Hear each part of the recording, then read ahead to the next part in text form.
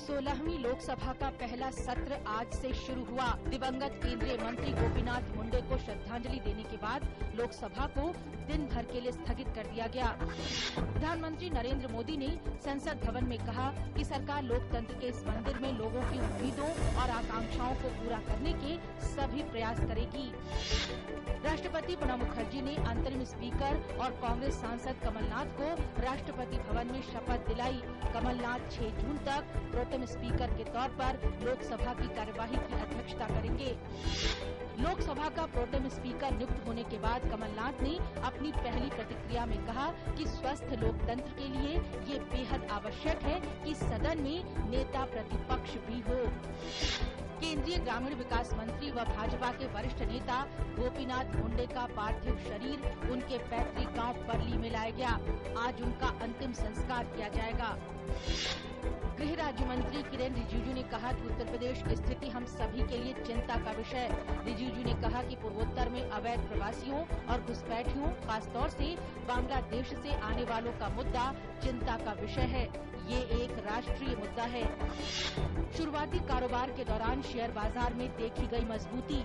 Sensex 67 अंक की और तेजी के साथ 24,926 अंक पर खुला। निफ्टी भी 11 अंक की तेजी के साथ 7,427 अंक पर पहुंच गया।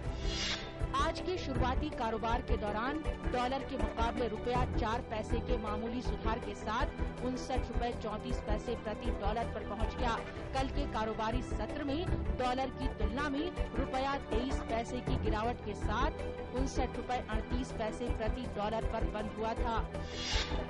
मिस्र में पूर्व सेना प्रमुख अब्दुल फतेह अल सीसी को आधिकारिक तौर पर नया राष्ट्रपति घोषित किया गया है। चुनाव आयोग ने बताया कि 47.45% हुए कुल मतदान में से अल सीसी को 96.9% वोट मिले हैं, जबकि उनके प्रतिद्वंदी हमदीन सबही को सिर्फ 3% वोट हासिल हो सके।